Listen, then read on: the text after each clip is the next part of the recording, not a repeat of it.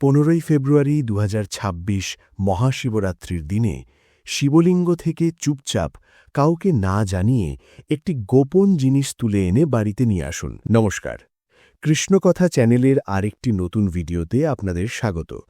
ভক্তরা, মহাশিবরাত্রি আসতে আর মাত্র কয়েকদিন বাকি। এই দিনের জন্য সারা বিশ্বের প্রতিটি হিন্দু ভাই অপেক্ষা করে থাকেন। সেই শুভ দিন এখন একেবারে দোরগোড়ায়। বন্ধুরা, এই ভিডিওতে আমরা আপনাদের বলবো, মহাশিবরাত্রিতে শিবলিঙ্গের পূজা করার পাশাপাশি যদি আপনি শিবলিঙ্গ থেকে একটি বিশেষ জিনিস তুলে এনে আমাদের বলা নিয়ম অনুযায়ী ব্যবহার করেন, তাহলে আপনার জীবন সমৃদ্ধ হয়ে উঠবে এবং আপনার কাছে এত ধনসম্পদ আসবে যে আপনার পরবর্তী প্রজন্মও সুখে সমৃদ্ধিতে থাকবে। আপনার ঘরে কখনো অর্থের অভাব হবে না, বরং ধন সম্পদ ক্রমশ বাড়তেই থাকবে। বন্ধুরা, যদি আপনিও দারিদ্র্য দূর করতে চান, যদি আপনার 2025 সালটি অভাব-অনটনে কেটেছে এবং আপনি চান আপনার ঘরে সুখ সমৃদ্ধি বজায় থাকুক, আপনি ধনলাভের যোগ্য হয়ে উঠুন এবং অর্থ উপার্জনের সব পথ খুলে যাক, তাহলে শুধু চুপচাপ শিবলিঙ্গ থেকে একটি গোপন জিনিস নিয়ে আসুন।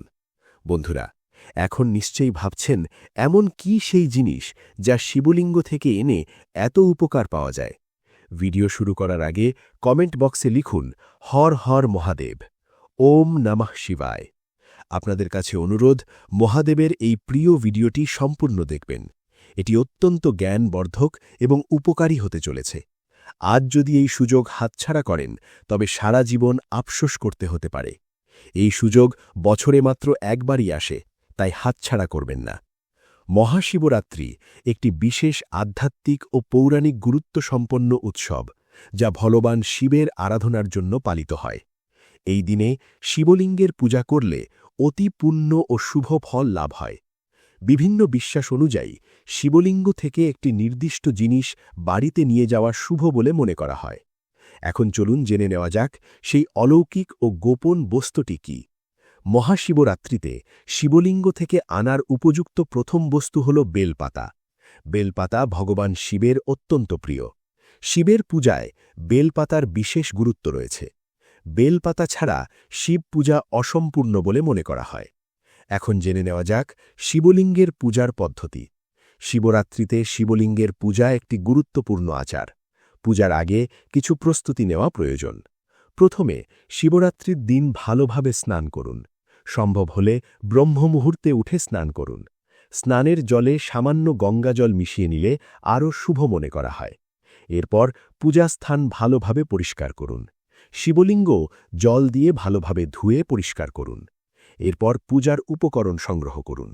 প্রয়োজন হবে ফুল ও পাতা, ফল, দুধ, দই, ঘি, চন্দন, ভস্য এবং সম্ভব হলে সামান্য ভাং, কারণ ভাং শিবের অত্যন্ত প্রিয় বলে মনে করা হয়। এছাড়া পিনপত্র বিশিষ্ট বেলপাতা ব্যবহার করা উত্তম। পূজার পদ্ধতি অনুযায়ী প্রথমে শিবলিঙ্গে দুধ দিয়ে অভিষেক করুন। তারপর দই নিবেদন করুন। এরপর আবার জল বা গঙ্গাজল ঢেলে শুদ্ধ করুন। তারপর ফুল, পাতা ও বেলপাতা অর্পণ করুন। এরপর থল নিবেদন করুন। সামান্য ঘি শিবলিঙ্গে অর্পণ করুন।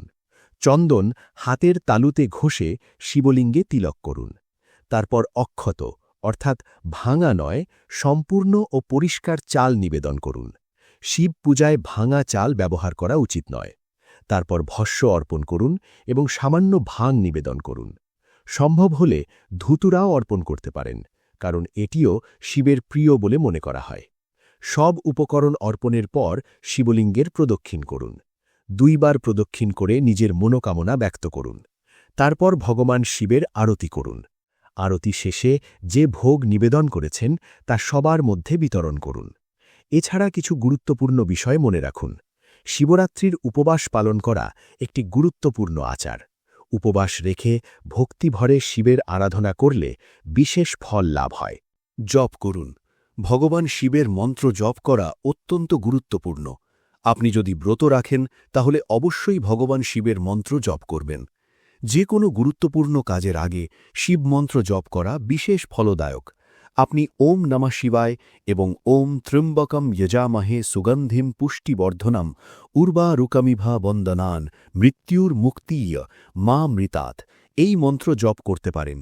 এই মন্ত্র জপ করতে করতেই পূজা করবেন এবং ভগবান শিবের ধ্যান করবেন। ব্রতের সাফল্যের জন্য শিবলিঙ্গে বেলপাতা অর্পণ করা হয়। বেলপাতা অর্পণ করার সময় খেয়াল রাখবেন পাতাটি যেন ৩ খণ্ড বিশিষ্ট হয় এবং কাঁটা ছেঁড়া না হয়।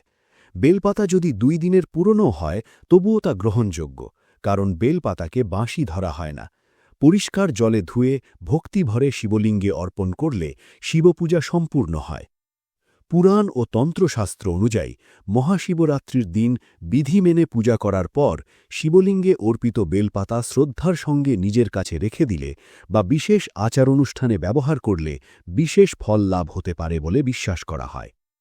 মহাশিবরাত্রির দিনে শিবলিঙ্গ থেকে বেলপাতা নিয়ে এলে বিভিন্ন উপকার পাওয়া যায় বলে মনে করা হয়, যেমন ধন ও সমৃদ্ধির বৃদ্ধি। এদিন অর্পিত বেলপাতা অত্যন্ত পবিত্র ও শক্তিসম্পন্ন বলে ধরা হয়। এটিকে পূজাস্থানে রেখে পরের দিন লাল কাপড়ে মুড়ে তিজোরি বা অর্থ রাখার স্থানে রাখলে ধনবৃদ্ধি হয় বলে বিশ্বাস করা হয়। এতে অর্থাভাব দূর হয় এবং মা লক্ষ্মীর কৃপা লাভ হয় বলে মনে করা হয়। চাকরি ও ব্যবসায় সাফল্য লাভ হয় বলেও অনেকে বিশ্বাস করেন। স্বাস্থ্যের উন্নতির ক্ষেত্রেও বলা হয় শিবলিঙ্গ থেকে আনা বেলপাতা জলে ভিজিয়ে সেই জল পান করলে নেগেটিভ শক্তি দূর হয়, মানসিক শান্তি আসে এবং অবসাদ কমে।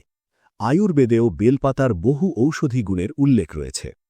পারিবারিক সুখ ও শান্তির জন্য এটি পূজাস্থানে রাখলে ঘরে শান্তি বজায় থাকে এবং দাম্পত্য সম্পর্কে মাধুর্য আসে বলে বিশ্বাস করা হয়। সন্তান লাভের আশায় অনেক নারী শিবরাত্রির ব্রত রাখেন এবং বেলপাতা এনে বিশেষভাবে ব্যবহার করেন, এমন লোকবিশ্বাসও প্রচলিত আছে। গ্রহদোষ বা কুণ্ডলী দোষ নিবারণের ক্ষেত্রেও অনেকে মনে করেন মহাশিবরাত্রিতে শিবলিঙ্গ থেকে নেওয়া বেলপাতা তামার পাত্রে জলসহ রেখে সেই জল মাথায় ছিটালে শনি, রাহু, কেতু ইত্যাদি গ্রহদোষ কমে। কালসর্পদোষ বা পিতৃদোষ বা মাঙ্গলিক দোষেও উপকার হয় বলে বিশ্বাস করা হয়। কোনো কাজে দীর্ঘদিন সাফল্য না এলে বেলপাতা লাল কাপড়ে মুড়ে কর্মস্থলে রাখলে বাধা দূর হয় এবং দ্রুত সাফল্য আসে, এমন বিশ্বাসও প্রচলিত আছে।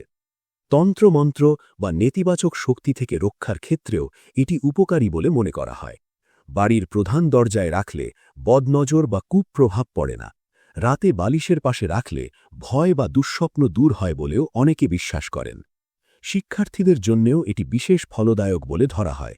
বইয়ের কাছে রাখলে একাগ্রতা বাড়ে, স্মৃতিশক্তি বৃদ্ধি পায় এবং পরীক্ষায় সাফল্য আসে, এমন ধারণা রয়েছে। মহাশিবরাত্রিতে বেলপাতা নেওয়ার নিয়ম ও পদ্ধতি। সকালে তাড়াতাড়ি উঠে স্নান করে পরিষ্কার বস্ত্র পরিধান করুন। ভগবান শিবের ধ্যান করে বেলপাতা, জল, অক্ষত, দুধ, মধু ইত্যাদি অর্পণ করুন। সম্ভব হলে অভিষেক করুন, কারণ মহাশিবরাত্রিতে অভিষেকের বিশেষ গুরুত্ব রয়েছে। পূজার সময় ওম নমঃ শিবায় মন্ত্র জপ করুন। পূজা শেষ হলে অর্পিত বেলপাতার মধ্য থেকে 1টি বা 3টি পাতা শ্রদ্ধার সঙ্গে তুলে নিন। ডান হাতে নিয়ে প্রণাম করে বাড়িতে এনে পবিত্র স্থানে রাখুন। সবসময় বেলপাতা পরিষ্কার ও সম্মানজনক স্থানে রাখবেন, কখনো নোংরা স্থানে রাখবেন না। এছাড়া মনে রাখবেন, পূজা না করে বা অনুমতি ছাড়া শিবলিঙ্গ থেকে কিছু তোলা অশুভ বলে মনে করা হয়। কখনো জল, দুধ বা ফুল শিবলিঙ্গ থেকে তুলে আনা উচিত নয়, কারণ সেগুলি ইতিমধ্যেই শিবকে অর্পিত। বেলপাতা বাড়িতে আনার পর যথাযথ সম্মান করবেন এবং অপবিত্র স্থানে রাখবেন না।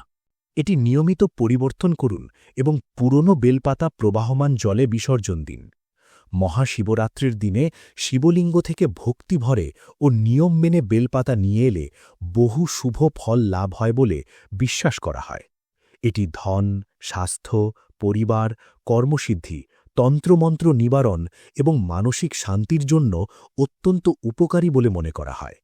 তবে সম্পূর্ণ আস্থা ও সঠিক পদ্ধতিতে এটি গ্রহণ করা প্রয়োজন, নতুবা এর প্রভাব নেতিবাচকও হতে পারে, এমন বিশ্বাস প্রচলিত আছে। মহাশিবরাত্রির দিনে যদি এই উপায় পালন করেন তবে মনোকামনা পূর্ণ হবে বলে মনে করা হয়। ওম নমঃ শিবায়। এখন জেনে নেওয়া যাক শিবরাত্রির ব্রতে কি খাওয়া যায় এবং কি খাওয়া যায় না। শিবরাত্রির ব্রতে কি খাওয়া উচিত? ব্রত যেন ভঙ্গ না হয় সেদিকে লক্ষ্য রেখে ফলাহার করা যায়।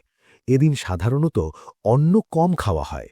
ফল ও নির্দিষ্ট ব্রতের খাদ্য গ্রহণ করা যায়, যেমন আপেল, কলা, কমলা, ডালিম ইত্যাদি ফল, সাবুদানার খিচুড়ি, লাড্ডু, হালুয়া, কুট্টুর ব্রতের আটার পরোটা, নারকোল ও নারকোল জল, শামা চালের পায়েস, কাজু, কিশমিশ, বাদাম, মাখানা প্রভৃতি শুকনো ফল, ঠান্ডাই, ধনিয়া, জিরা, মৌরি ইত্যাদি।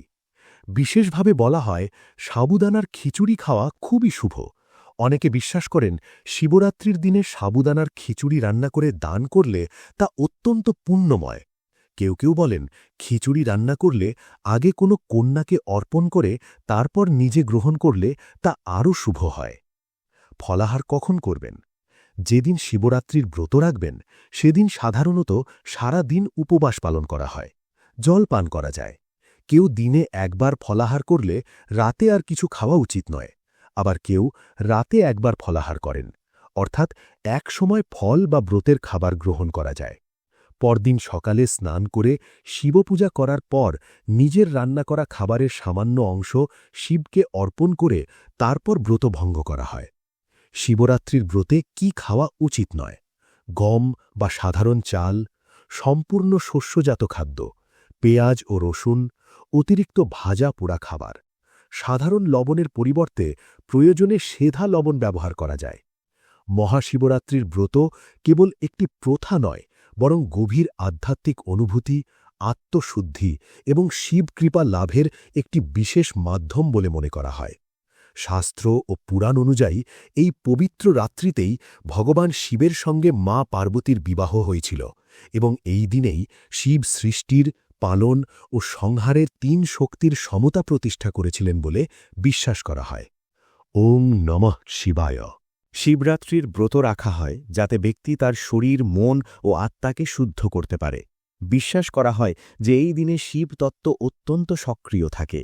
ব্রত রাখলে ইন্দ্রিয়ের ওপর নিয়ন্ত্রণ আসে, মন একাগ্র হয় এবং নেতিবাচক চিন্তা, পাপকর্ম ও মানসিক বিকার দূর হয়। ধর্মীয় বিশ্বাস অনুযায়ী যে ভক্ত ভক্তিভরে ও নিয়ম মেনে মহাশিবরাত্রির ব্রত পালন করে, রাত্রি জাগরণ করে, শিবলিঙ্গের অভিষেক করে এবং ওং নমঃ শিবায় মন্ত্র জপ করে, সে জন্ম জন্মান্তরের পাপ থেকে মুক্তি লাভ করে। এই ব্রতের মাধ্যমে মানসিক শান্তি, রোগ থেকে উপশম, পারিবারিক সুখ, সন্তান লাভ, চাকরি ও ব্যবসায় উন্নতি এবং আর্থিক সংকট থেকে মুক্তি পাওয়া যায় বলে বিশ্বাস করা হয়। অবিবাহিতদের জন্য এই ব্রত উত্তম জীবনসঙ্গী লাভের পথ খুলে দেয় এবং বিবাহিতদের জন্য দাম্পত্য জীবনে প্রেম ও স্থিতিশীলতা আনে। সবচেয়ে বড় ফল হিসেবে ধরা হয় শিবরাত্রির ব্রত পালনকারী ব্যক্তি মোক্ষের পথে অগ্রসর হন, কারণ ভগবান শিব বৈরাগ্য, ত্যাগ ও কল্যাণের প্রতীক। এই কারণেই মহাশিবরাত্রির ব্রত ভক্তি, বিশ্বাস ও নিয়ম সহকারে পালন করলে জীবনে সুখ, সমৃদ্ধি ও আধ্যাত্মিক উন্নতি আসে বলে মনে করা হয়। ভক্তরা, এটাই ছিল মহাশিবরাত্রি সম্পর্কিত সেই বিশেষ ও গোপন তথ্য যা সম্পূর্ণ ভক্তি, নিয়ম ও বিশ্বাসের সঙ্গে পালন করলে জীবনে ইতিবাচক পরিবর্তন আসতে পারে। যদি এই ভিডিওটি আপনাদের উপকারী, জ্ঞানবর্ধক ও আস্থায় পরিপূর্ণ মনে হয়ে থাকে তাহলে ভিডিওটি অবশ্যই লাইক করুন। আপনার সকল শিবভক্ত বন্ধু ও পরিবার পরিজনের সঙ্গে শেয়ার করুন যাতে তারাও এই পুণ্যময় সুযোগে লাভ নিতে পারেন। এমন আরও ধর্মীয় উপায়, ব্রত পদ্ধতি ও পৌরাণিক তথ্য পেতে আমাদের কৃষ্ণকথা চ্যানেলটি এখনই সাবস্ক্রাইব করুন এবং বেল আইকন চাপতে ভুলবেন না যাতে নতুন ভিডিওর নোটিফিকেশন সবার আগে পান। কমেন্ট বক্সে হর হর মহাদেব এবং ওং নমঃ শিবায় অবশ্যই লিখুন এবং জানান আপনারা কিভাবে মহাশিবরাত্রির ব্রত পালন করেন। মহাদেব আপনাদের সকলের ওপর তার কৃপা বর্ষণ করুন। আপনাদের জীবনে সুখ, শান্তি ও সমৃদ্ধি আসুক। হর হর মহাদেব।